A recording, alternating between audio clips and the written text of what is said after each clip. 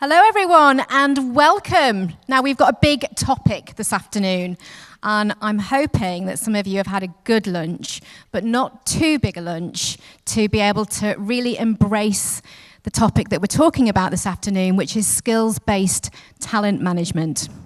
So I'm hosting and chairing the session. My name's Sarah Ratcliffe and I'm joined here by Asi Dagani and Cheryl Gearhart from London Stock Exchange, and Patrick Wienhoff from Swiss Re. And they're going to be exploring and telling you their stories with this. So, was lunch too big? Or are you fully ready to join in with this session? Because it's not just all about the speakers, we want to hear from you. What do you think? Oh, I don't know, I'm just not convinced. Are you awake, or are you just having an afternoon little snooze here? I can't see, there's a light right in my eyes. Okay, so we do want you joining in. We want to hear your thoughts. There's going to be 2 points where you can ask questions. So make a note and think about what are the questions that you want to ask in this huge subject. So I'm going to hand over now to Patrick.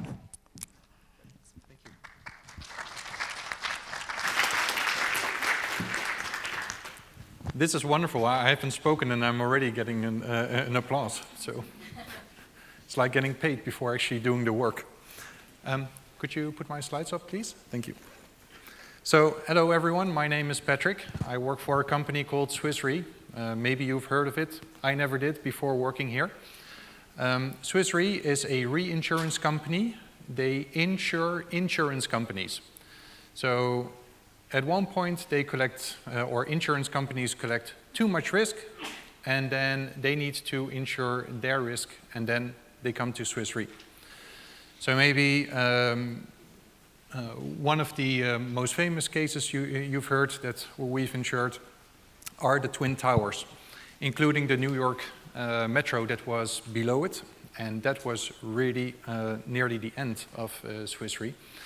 So that might give you a little bit of perspective with the type of risk that we are dealing with.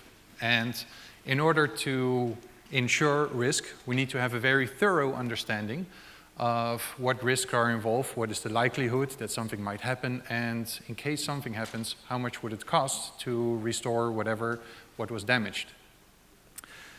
And with that, we are trying to make the world more resilient. Now, Swiss Re has embarked on a journey to become more data-led, which in itself is a little bit of an irony because we've been around for 150 years, and in order to insure something, you need to have data to really get an understanding. But what we mean with becoming more data-led is that people without necessarily a degree in computer science or something similar can start to do more advanced analytics. And this is the journey that I would like to talk and share with you about today. So I'm a senior data education architect, very long fancy title for something very simple. How do we get people to move from Microsoft Excel into Power BI? Or Tableau or Palantir or whatever advanced analytics tool. But we're here also for the topic skills. Now, for me, always the question is, why do we need to move towards a skill-based organization? Before we're going to talk about skills, one of the things that I have found quite baffling, to be honest, within the HR community is that people tend to mix up knowledge, skills, attitudes, and competencies quite a lot. They use them interchangeably, but they are not. So to make sure that we have the same understanding today, during this conversation, we will just take the scientific definition of what they are. So knowledge is that what we have inside our head, what we remember and what we understand. Now, if you can do something with the knowledge, then you can have a skill. But for every skill, there's also the attitude. So, for example, behaving ethically. Now, putting those all together, this is what we call a competency. And if you translate that So the tasks that we are doing inside our job, for that we need to have a skill and an attitude. And when we do multiple tasks, then we can do a role. So for example, me as a project manager, I have multiple tasks that I need to execute. And then I have multiple roles inside my job. So one of the things that I always find a bit puzzling is that we hear a lot about D&I, diversity and inclusion. Yes, it's a very important topic. There's no denying that. But on the other side, you see the statistics of what is happening out there, inflation. And so what is keeping employees up at night? Well, do I still have a job tomorrow? Am I still able to pay the bills? Then you look at what is keeping CEOs up at night, and they see a very fast changing competitive landscape. And that is driven on one side by data. So we have more sensors, Internet of Things, for example, social media. There's a move towards intangibles and services, so less production. And lastly, globalization. And those three, or four actually, they change customer behavior so fast that it starts to become very difficult to predict what will our customers want next year. And with that, it starts to become very difficult to understand what type of resources do we need to have inside our organization. So, something that I'm personally observing is the picture on the left when we look at HR, where there's a very big focus on automating processes, doing self-service. And yes, that helps for increasing efficiency, but we really should start to think about whole new operating models or even whole new business models. How does HR serve the organization so that the organization can achieve sustainable growth? So for that, what I'm proposing is a skill lifecycle architecture. Now, sorry, on the other one there was a laser so I could point. So I would just walk here and show. It all starts with a taxonomy. And that taxonomy is as simple as I shared with you on the first slide. What do we mean with knowledge? What do we mean with skills? What do we mean with attitude? And what do we mean with competencies? I have seen quite a lot of assessments where they are asking people to do self-assessment of their competency. And if you look at the description, it starts to become very difficult to understand what is it that they are actually measuring. So, you can have a lot of data, which is nice, but the big question is, what do you measure? How have you measured it? And without that clear definition, oh, sorry, can I go back, please? Thank you. And without that very clear definition of your taxonomy, it starts to become very difficult to do any type of analytics later on, because you don't know what you're measuring. Yes, you can have a lot of data points, but they will not help you to really come up with any type of actions. This will be helpful for the organization or that. Once you have that taxonomy, then you go to a skill framework where you define the skills that you need for different areas. Now, I had a discussion with somebody from DHL the other day, and they have 600,000 employees. And their approach was, let's use an algorithm to discover what type of skills we have inside the organization. Which I think is quite interesting if you want to have a machine define your strategic differentiators. Because how do you differentiate yourself from the competition if an algorithm is starting to define what skills or competencies you have inside your organization? Of course, on the other side, you cannot, for 600,000 people, define all of those skills manually. So I see that there could be a balanced approach, where for those key differentiating skills, you would define them manually, you go through all of the hard labor, you focus your effort there, and then for all of those other skills that you have inside your organization, you could use an algorithm to identify them and maybe use a learning provider like LinkedIn Learning, etc. Sorry, did I press again? I think I'm just going to put it here for a second. Can you go one back, please? Thank you. It's my first time. So, then we're at a skill framework, right? Then you can start to map those skills to the different jobs and roles that you have. Once you have that, you can start to define how do you want to assess that. Because you've got a very clear definition of what is a skill and what is an attitude, it also starts to become much easier to then define how do you want to do those assessments and how do you want to develop those skills. After that, you can then start to manage your resources because you can actually start to evaluate where are my people. And with evaluation, I'm not talking about self-assessment because there's social desirability bias in there. What does my boss want me to have for skills so that I can get a promotion and he actually thinks I can do my job? On the other hand, if my boss raised me, he probably just thinks of what are the last 2 or 3 months that he has done and what he has seen from me, and not really objectively evaluating where I stand. And when you go down that path, it takes around 6 months before you have an idea what skills do we have inside the organization.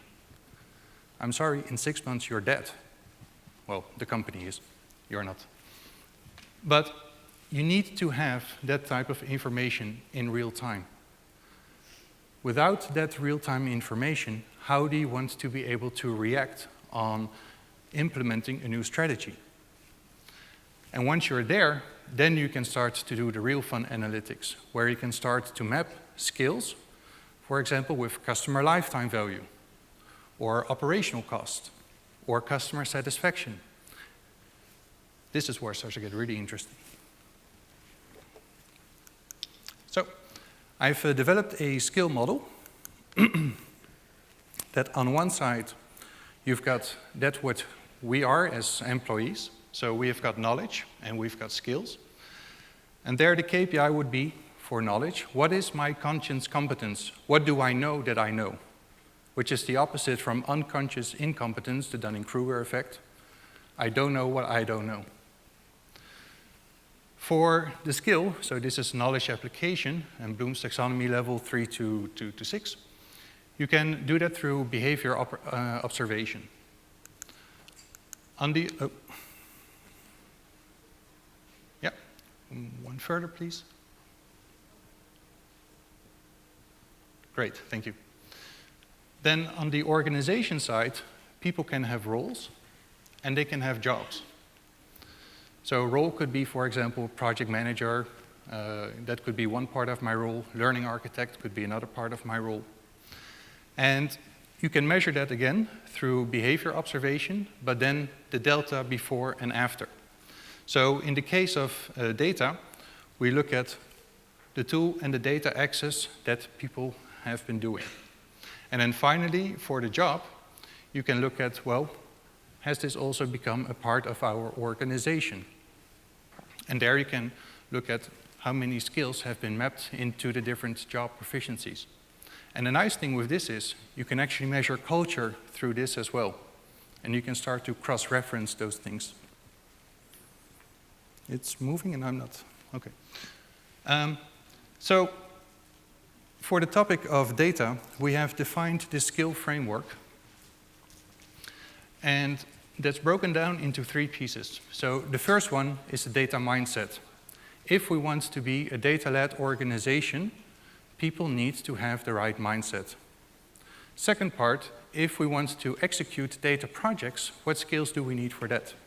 And thirdly, what do we need as an organization on top so that we can be truly data-led? Now, all of those skills are defined company neutral. So I could take them to your company, implement them there, they would work wonderful. The reason why we did this was that it's easier for talent mobility inside the organization, one. Second, when we want to recruit people, that translation to the outside world also starts to become much easier. But all of those skills, they always need to be applied within a context. And that's what I mean with business unit specifics.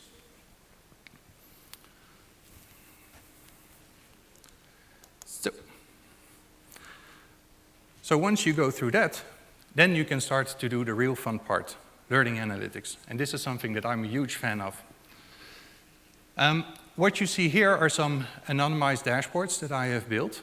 And this is just for testing the component of knowledge.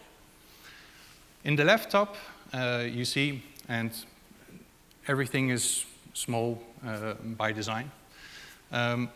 On the left part, you can see what is the actual impact of what people have learned. So we can see what is the reduction in unconscious competence, all the way to what is the increase of conscious competence. We can see here, along the different modules of this one skill, data literacy, what is the impact that we have created per module. So you start to get very granular insights. Here on this dashboard, a line manager could then see, okay, well, for this module in that skill, what could I help my employees with? What were the topics that they were struggling the most with? And then here, and this is why it's big, you can start to see at the top the different business units, and then what is the average level of unconscious incompetence. So they don't know what they don't know. And then here you can see for each of those different modules inside the data literacy skill, what is there, the level of unconscious incompetence. And of course you can click on one and then you can see what is the impact or what are the results inside the different business units. And then the number you see at the right bottom, this is how many people actually went through that course. And that gives you the validation. Are the numbers that I'm looking at somehow an indication? So if yes, I mean if the number is big enough, then you can say, well, if this, for this topic, we see that these business units are not performing so well, so they would benefit the most of learning this bit of content to enhance their knowledge. So,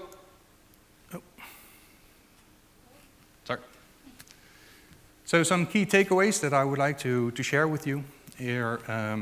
First, start to rethink your operating model as HR. These are very turbulent times. I think now is a very good opportunity to think, how can we start to create value for the business and make the business successful? Because unless the business is successful and money is starting to pour in, there's no money for us to spend on cool technology. The second thing is defining a common skills taxonomy. When I started with defining it, I have been asked many, many times by my managers, why are you putting the effort in this? It's a very academic approach. And what I have learned is academic translates into, you know, we need to think about it, it takes too much time, and we don't really see the benefit. No, you don't see the benefit straight away. But because we have this common skill taxonomy, I can now build everything else down the whole chain on top of this. So if you look at our learning management system, all of the learning paths that you see there are based on the skills that we have defined. Inside each of those pathways, you see the different levels from proficiency level 1 to 5. And that makes it then super simple for a line manager, for example, to say, well, we need to have this group trained to this level, and then the modularity of that approach becomes very simple. And lastly, using data and analytics, and I will close that with a little anecdote. Many moons ago, I was leading a sales academy, and at the beginning of the year, I thought, let me ask those account managers, when do you have the most time to learn?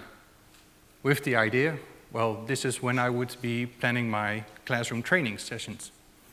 And of course, you got the classical answers in Switzerland, that is February, March, or January, February, more like, because this is when you have the skiing holidays. and then July, August, another holiday period. Then I took that data and I put it on the part where, I looked at the actual usage statistics of our learning platform, which was SharePoint, by the way, not very advanced. But it was very interesting. You could see from January all the way up until August, it was a flat line. And then all of a sudden, hockey stick. Usage went up like crazy. And the reason, and why? End of year sales targets. All of a sudden, they needed to get into action. All of a sudden, that stuff became relevant for doing their jobs. And so, the one thing that taught me there is that we as humans, we are very bad at saying what it is that we need in order to improve our performance. So, surveys, yes, it can give you an indication, but don't ask people what they would like to do or what they are doing. Ask how many things have you done, for example. And look at those numbers, because that says a whole lot more than asking people what they would like to do. And these type of analytics can give you much more clear guidance on the type of products and services that you could organize for your organization. So, with that, Sarah, I think I've come to the end. Yes? You have.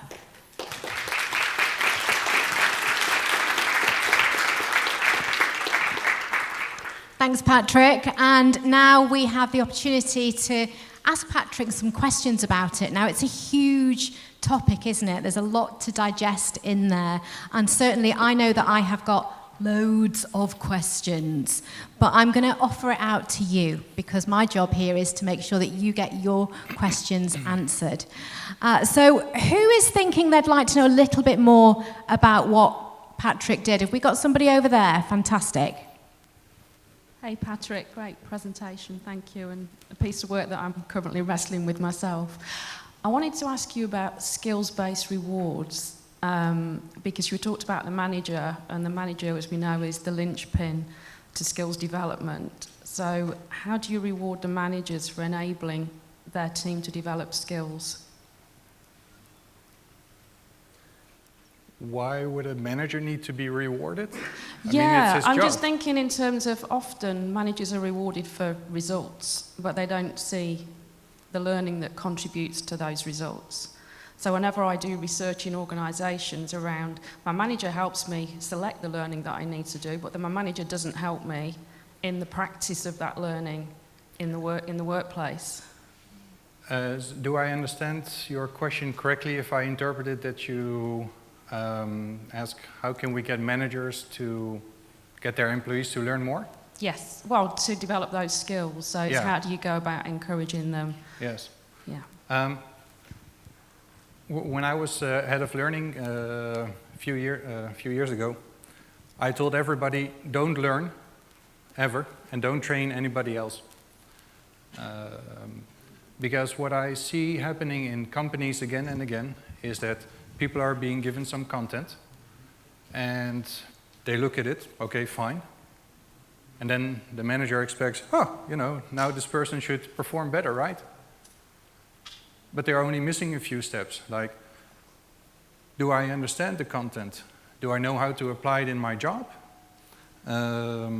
If I apply it in my job, does it actually improve my work? And do I want to apply it in my job? So, first, I would say, try to fix that. So if you have this already fixed, then you can go to the second part, and that is whatever learning that you have or whatever approach that you have for developing skills inside your organization, make sure that it somehow contributes to the company's success. So it should either support a strategic initiative or bottom line, like more customers, more leads generated, less customer complaints. All of those things that are measurable for the business. If you can support with that, then you will get the buy-in from the manager. Yes. Thank you. Any other questions? Lovely. Gentleman over here. Hi, Patrick. Thanks so much for your presentation. I have a quick question about the taxonomy approach that you mentioned, to begin with the taxonomy. I'm just curious about your perspective on this. It sounds like there's a fair bit of path dependencies that comes from starting with taxonomy. So for example, a lot of the other stages that you mentioned built on taxonomy. So I'm curious about what if we get the taxonomy wrong? And would that necessarily implicate the subsequent cycles, subsequent stages? And I ask this only because, as we all know, job changes, skill sets change. And I wonder, to what extent does that reinvent the wheel each time we need to add a new taxonomy to the entire process? So just curious about your perspective. Thanks. Yes, thank you. So taxonomies, first, they will change over time. The one that I've shared with you, that one was of last year. This year we have an updated one where there were quite a few differences.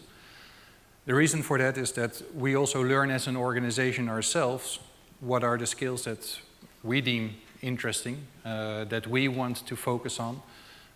So in the first version we had a lot of governance topics in there, which is, you can expect that from a company like Swiss Re because it's such a heavily regulated industry.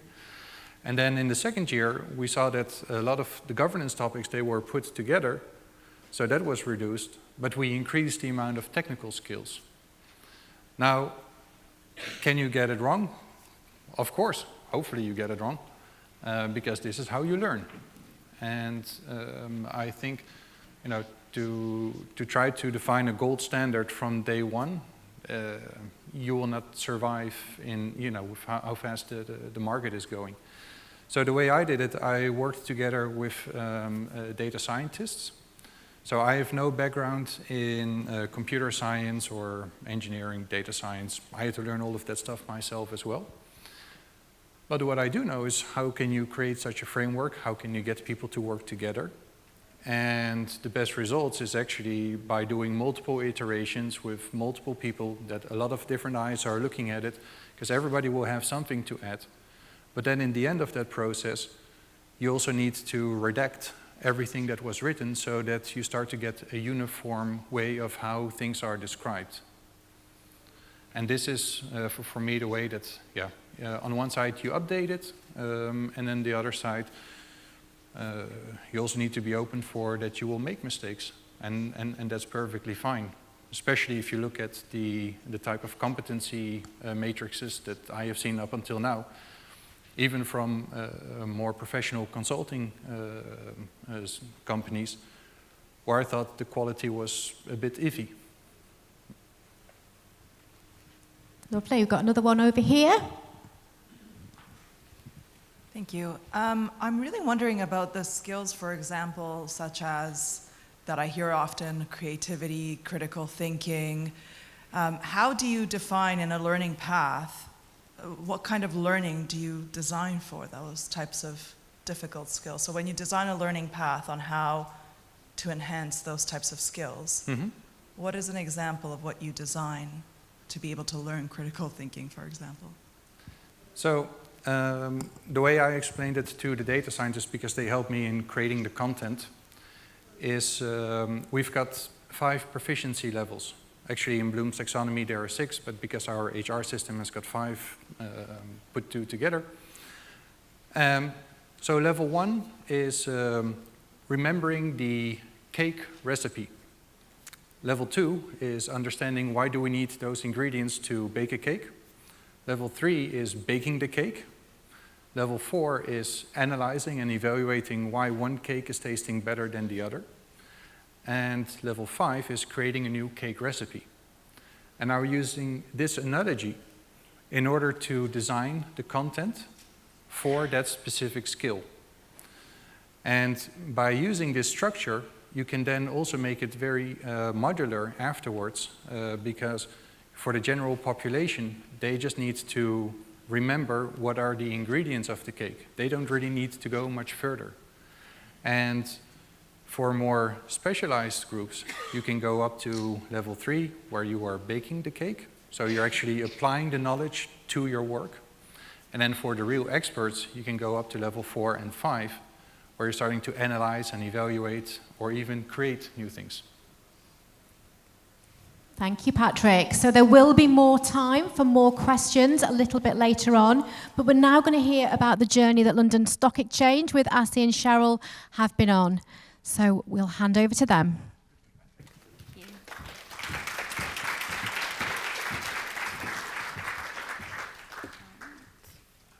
I'm always worried with the clapping at the beginning and I'm done. Now is a good time to leave. So I think after we saw Patrick's initial presentation, Cheryl and myself were very worried that we were going to be perceived as fluffy L&D, so we went immediately and we said we need numbers. So we brought in numbers. There you go, numbers. So these are some of our numbers. We're going to use some of these numbers to give you a little bit about the context, and these numbers actually describe LSEG, the London Stock Exchange Group, and then describe LSEG at around 2019, before something else came on board, and that is a company by the name of Refinitiv. And those numbers describe Refinitiv. I know that we're not, we don't want to be behind on time, so I'm not going to ask you if you think you know what these numbers mean. I'm just going to give you the answer.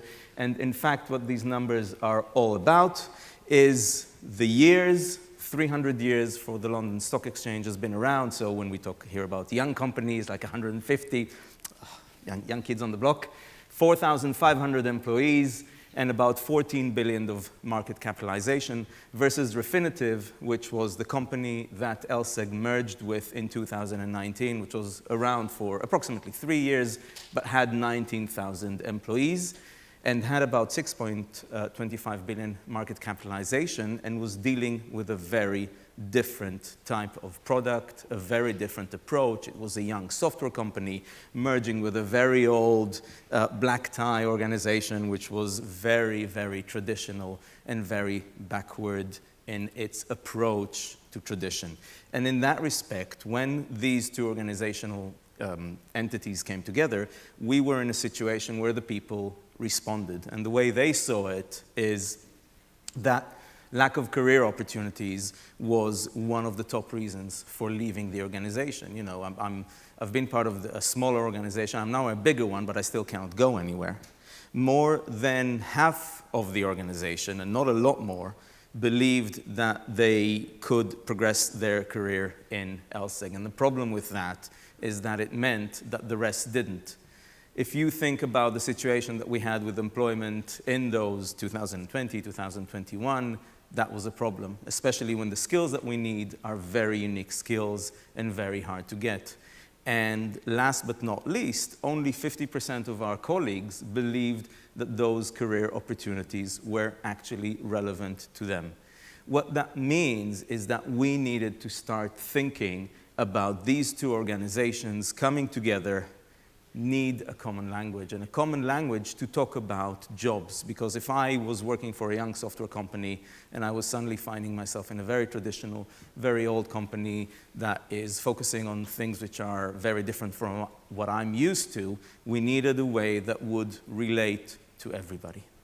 And in that respect, what we looked at is we looked at a common language to help us do two main things. So first is connecting roles and levels across the organization. You're looking at yourself and you're saying, that's very fluffy. You've lost the numbers again. Okay, I'm not saying that.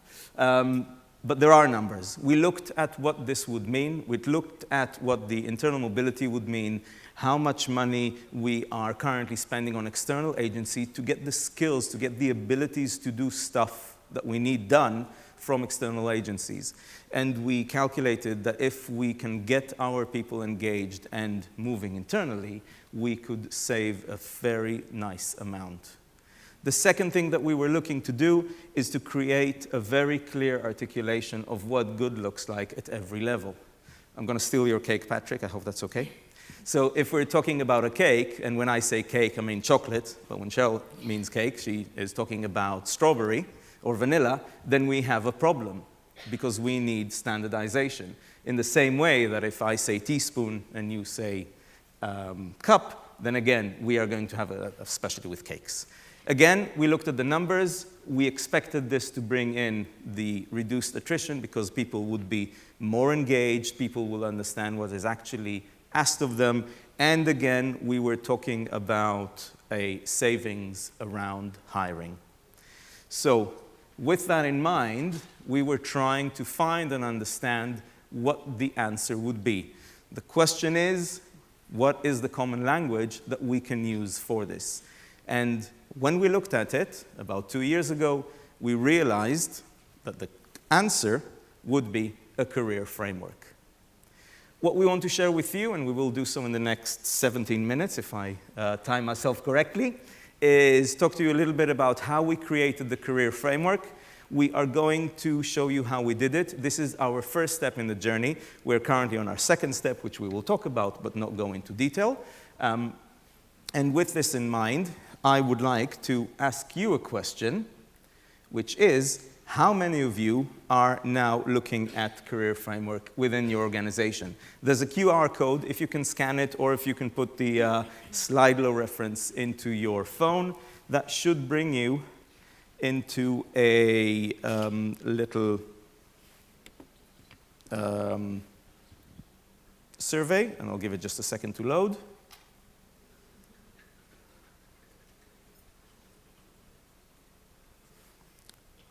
This is the point where you've prepared everything and you need to refresh it.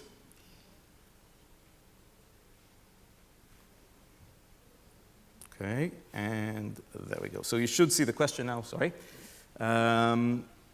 So if you choose one of those choices. So the question is, how many of you are looking at creating a career framework? There you go. I think you need to click on send row so we can see the answers. Choose one.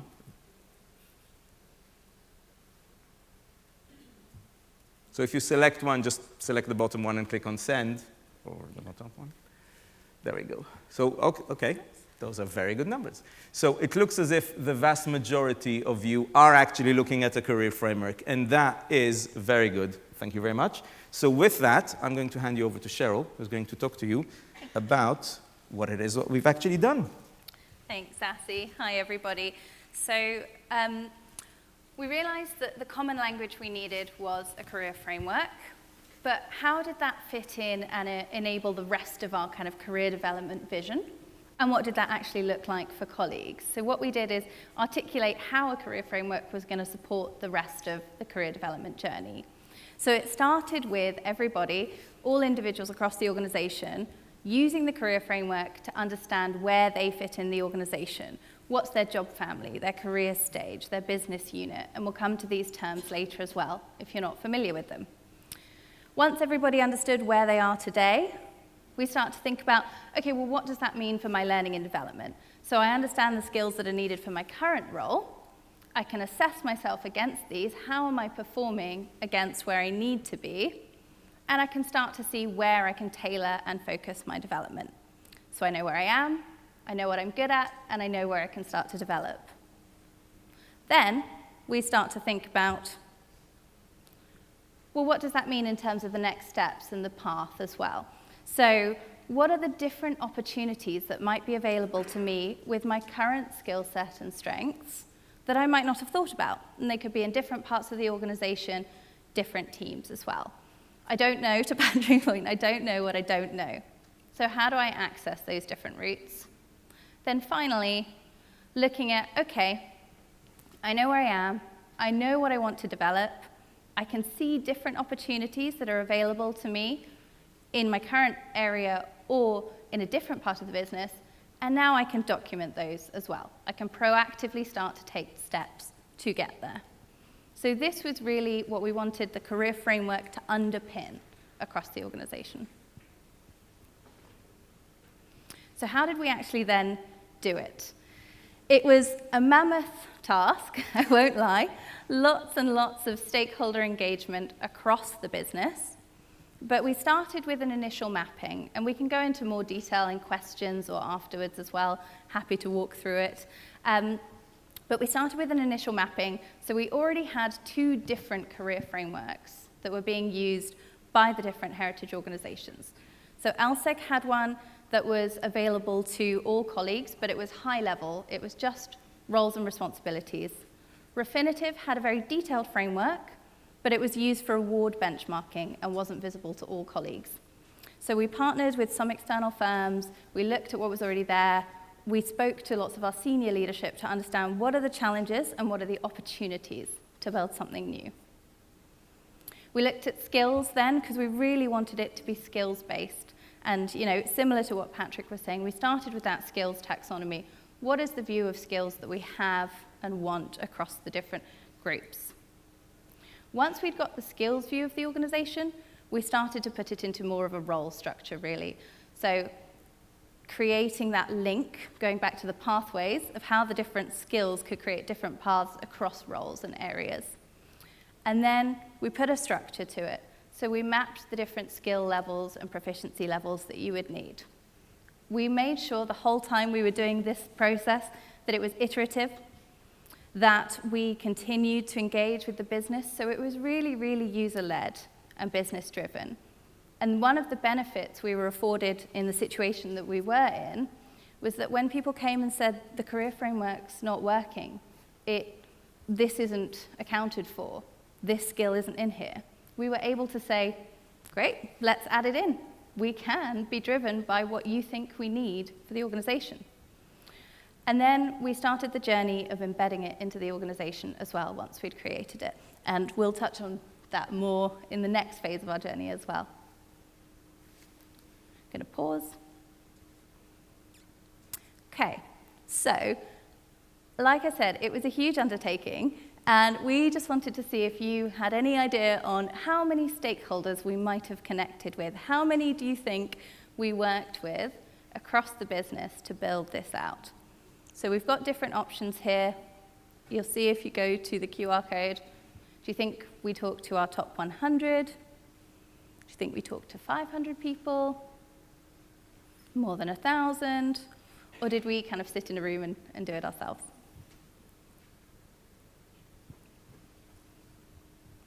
Okay, nice. So a lot of you think that we spoke to more than 1,000 people. Very close, to be fair, but we connected, we connected with over 700 stakeholders. And my team love data, so they have told me that it's close to the population of the Vatican City, the smallest country in the world. As you can imagine, connecting with over 700 stakeholders in a small team took a lot of organization, coordination, a lot of tracking, but it really made sure that the framework was user-led and driven by the business. So, how many job profiles do you think we ended up with? So we're talking to over 700 people. We have 24,000 roles in the organization. What do you think that looks like in terms of job profiles?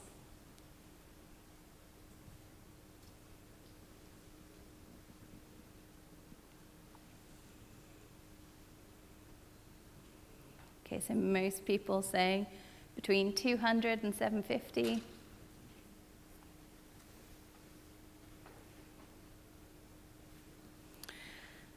So I think most of you are definitely where we would like to be, but we did end up building about 1,100 job profiles for the 24,000 roles. And again, I was told by my team that if you put together all of the PowerPoints, if you printed them out, all of the presentations, stakeholder engagement, workshop decks, and actual job profiles, and you stacked them, that would be as tall as the Burj Khalifa. So too many documents. And luckily, we didn't print them all, so it's good. But I do think we want to, as we continue on our journey, we're going to be iterating. We want to get to fewer job profiles. We want to continue to align skills and synthesize. But for the moment, this is where we've landed. So what did we end up with in terms of the actual structure and shape?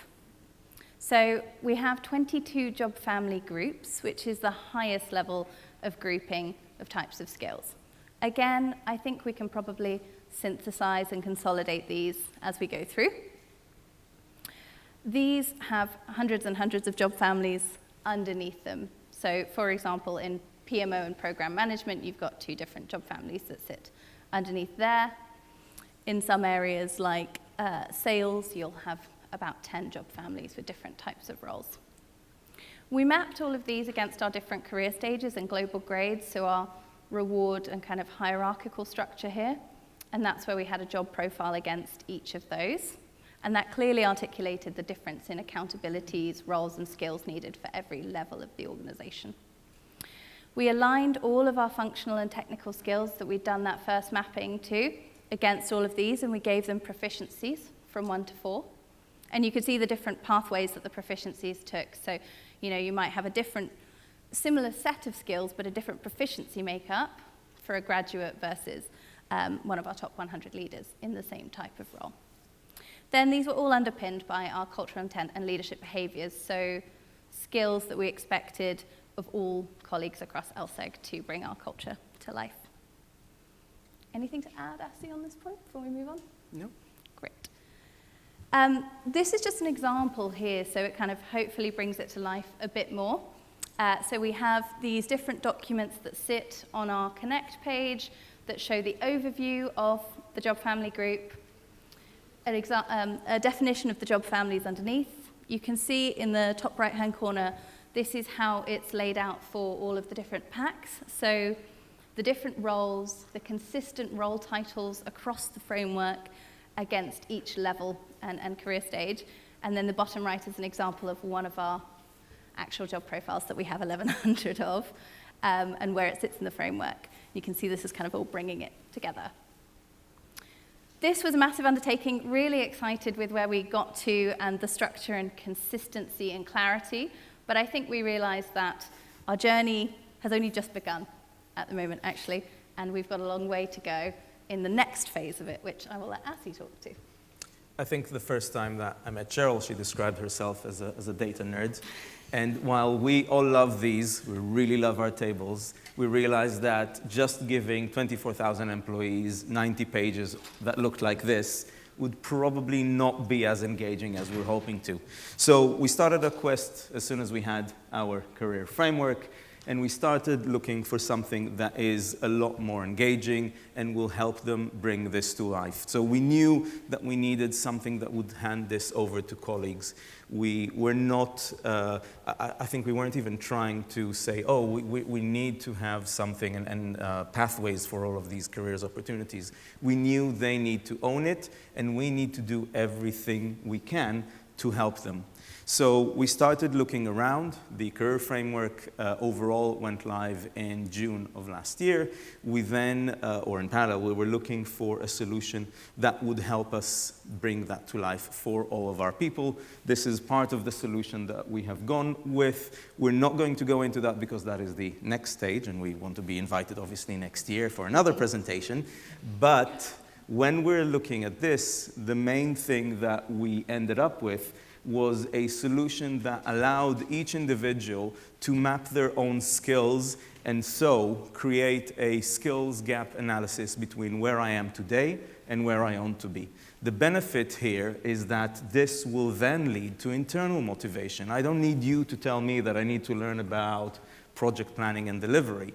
If I want to get that role, whichever role that is, then I need to get on my rear end, sit down, and find a solution to learning this. We gave our people access to learning resources.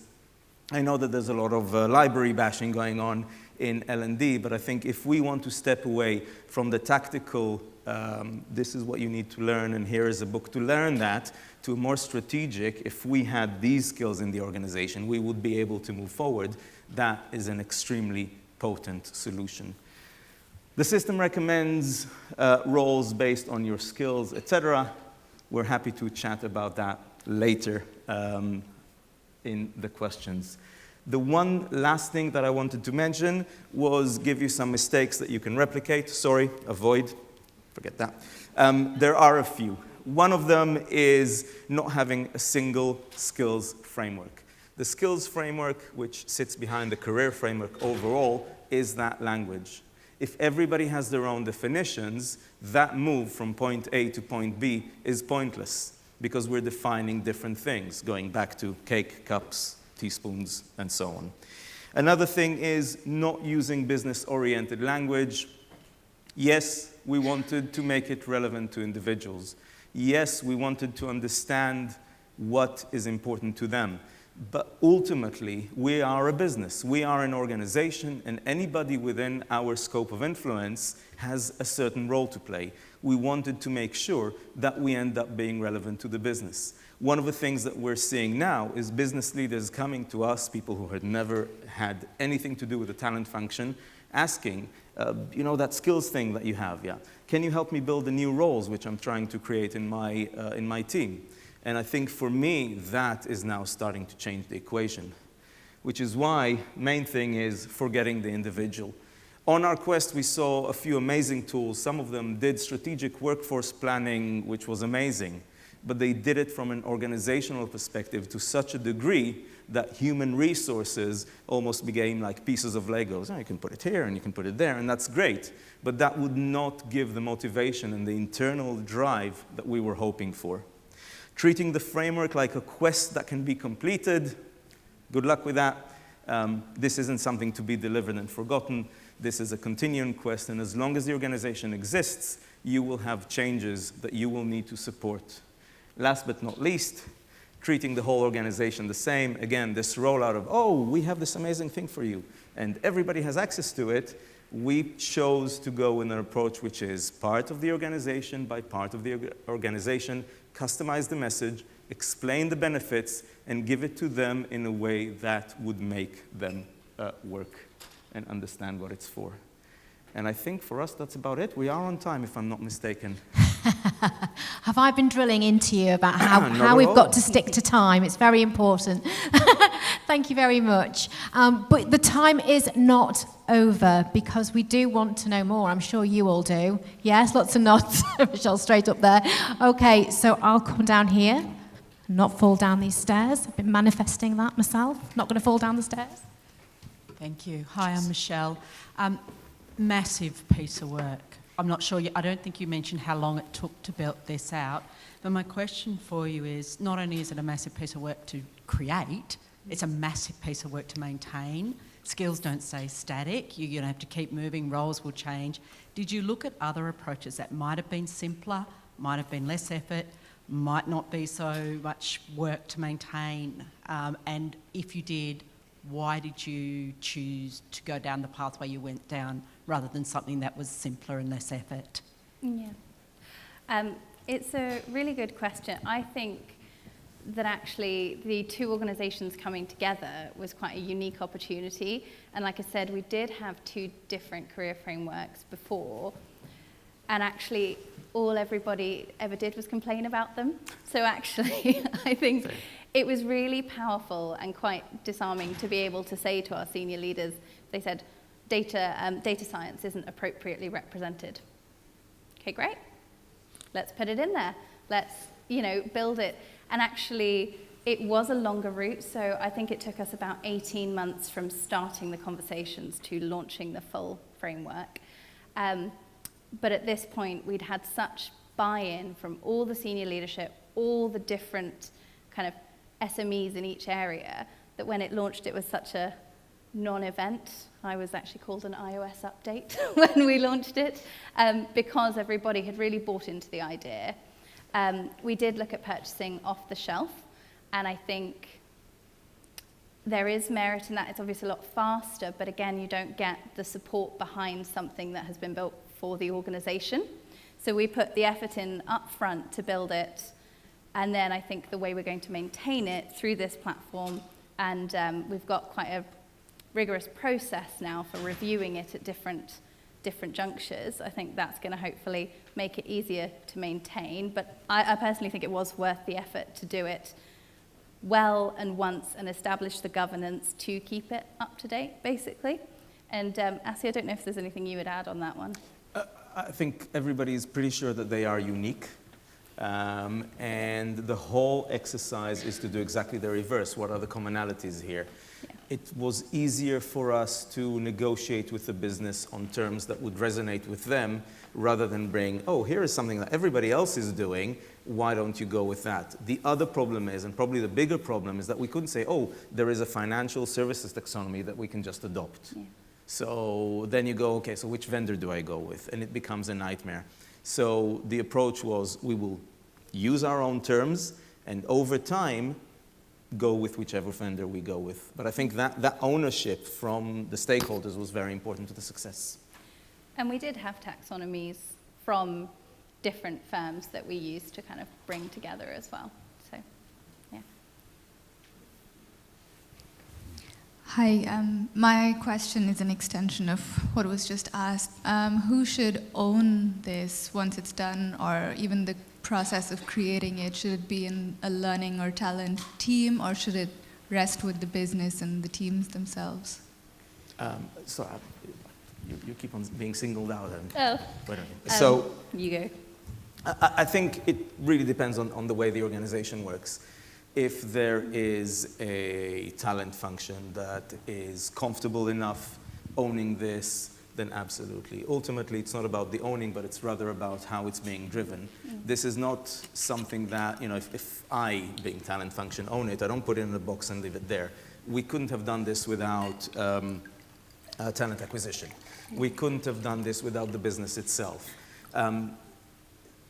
Ultimately, owning it, I think, is being who is answerable for it, who makes sure that it's maintained. But if at any point you go, oh yeah, it's just me and nobody else, that's not going to work. Yeah, we did a combined way. So it sits in the talent function in our little team, but we've got an owner for each job family group, or a series of owners who come from different parts of the business. And so it kind of works both ways. We can say from the platform, these are the skills we see people adding. Let's go to the business and suggest we add those. But also, for example, customer service and support came to us and said, these are the trends we're seeing in our area. This is a change to our team. We'd like to change the framework. And then we're responsible for connecting the right people to say, okay, we're making this change to the taxonomy overall. Is everyone in agreement, given it's cross-divisional and functional? So it's kind of both ways. Thank you. Thank you. There were a couple of interesting things. There's lots of really fascinating stuff going on here around the whole skills-based transition, but there was a couple of things that jumped out at me. First of all, from the two combined groups, 57%, I think it was, of employees that couldn't see relevant moves for them based on their skills. And also I was very mindful of Patrick's notion of continuous skills readiness as well. And so that prompted two questions about how we kind of evolve this approach. As one, which is how do we understand the skills that our employees have that aren't inferred from their role, which might help them see a relevant career move for them that wouldn't be visible by the role they're doing and the role that's in the system. And secondly, for the continuous skills readiness, how are we sort of factoring into this the skills and the roles that we're going to need rather than the ones we've already got? Patrick, do you want to take that? Sorry, I was dozing off. They were on the stage the whole time. Why don't I talk a little bit about the inferred? I think the way that we work with the model is a few levels. So first of all, we know what role you're in right now. We know what skills we have associated with that role, so we are inferring that you have that. Now, hopefully. Now, at that moment that you build your profile, you go in, the system says, I believe you have these skills. You can say, yes, I do, yes, I do, yes, I do, and so on. No, I don't. You can also either upload your CV or your LinkedIn profile. We went with whatever is most common, and the system will add more suggestion. Or you can say, yeah, out of these 800 skills, if memory serves, I have these 10 additional ones. Now, because the system is aimed at the individual, and because we haven't said, oh, if you get a 90% match to role, you get it automatically, there isn't a case here of, oh, you said you know how to do everything. So if I would go in and say, oh, I'm a programmer, and then I'd go to the interview, which I would still need to do, it wouldn't be a case, oh, you're a programmer, show me some of your code. Oh, I don't have any. So I think as long as the individuals understand that this is for them, this is the best approach. Now, there is a component here of self-assessment. We know that, apologies to everybody, males tend to overestimate their abilities, females tend to underestimate their abilities, and we are working on that. But one of the things that we've done is we're doing right now, thanks to the vendor we've gone with, this almost like a 360 assessment on skills. So, Cheryl said she's excellent at baking cakes. Is she really? said, yeah, Cheryl is very skilled. Not and the we big have, kick to prove this. luckily, this hasn't been checked. So we have each individual being assessed by themselves, peers, and manager. And they can ask for additional assessment. So we really get a map. The other thing is, and the other thing that I think is probably one of the most critical ones, is in the organization, when we're talking about looking for your next role, internal mobility component, it happens, it's usually almost a knee-jerk reaction, which is, I've had a bad day, I don't want to be with this boss anymore, I don't want to be part of this team anymore, let's see what's on the system. Using a system like the one we chose gives us the opportunity to sit down and say, well, I don't want to change my job right now, but actually in 3 years, I would like to be a something else. And then I can even come to my manager and say, boss, listen, I think that in 3 years I could be a whatever it is. Can you help me? Because I see I need these 3 skills. So it's a lot of components working together, but for the first time, we actually give individuals the ability to really own it. I hope that answers the question. If I could add something to this. So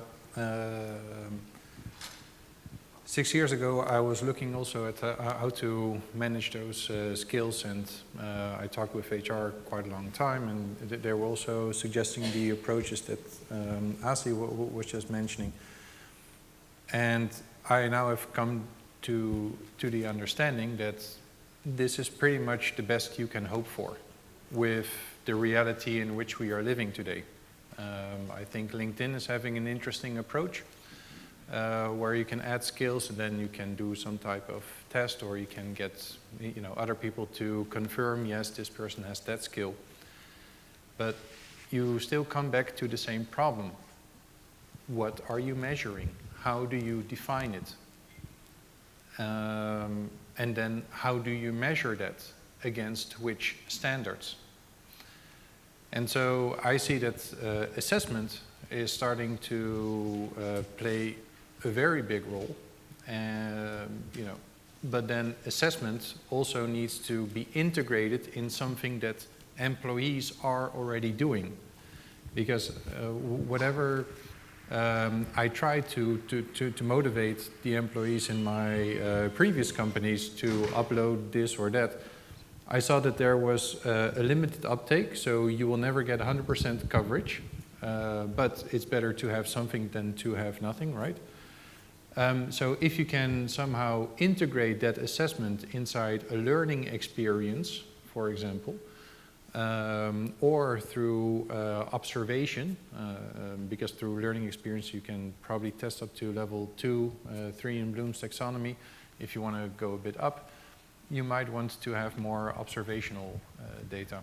And that would be on-the-job assessments against standardized rubrics, which could be, sort of part of the weekly conversations that a manager may have with their employees.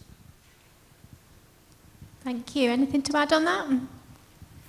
No? Okay. I think we've got time for just one more question. Sarah, there's Yeah? somebody here in the front.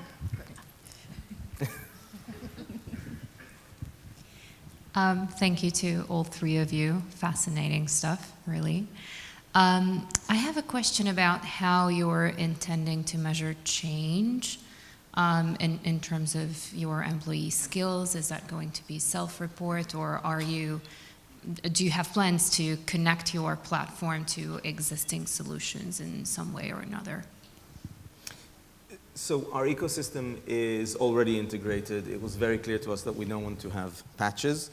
We're a Workday-based company, and everything flows through there. When it comes to assessment, I think there's a few things. When it comes to personal skills level assessment, we start with personal, but then we encourage people to go to their peers and others that they work with and so on.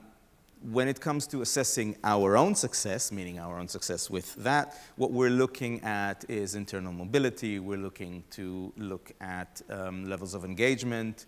We are hoping that nobody will say, oh, there's no career development opportunities or there's no progression opportunities within the organization. But I'm just talking to Sarah about coming back next year and giving those numbers again.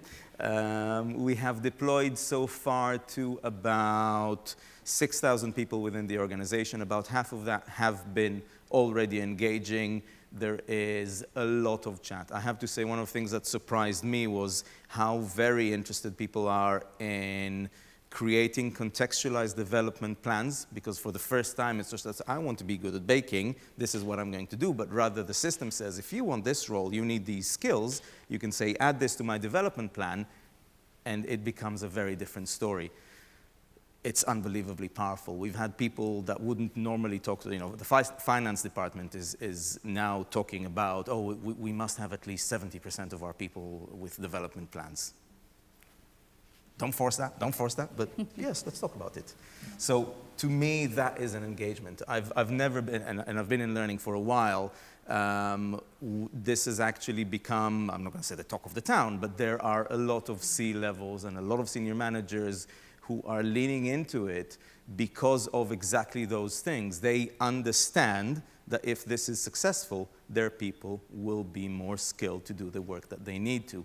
So those are very easy numbers. Internal mobility is relatively easy. I can even say that we already have one case of internal mobility, which is a complete success, which is Cheryl herself, who found a role after working on the system and moved internally.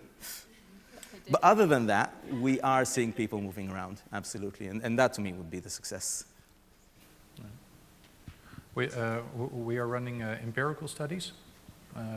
So we evaluate linear e-learning with adaptive e-learning to check which is more effective for academic performance and also for sentiment.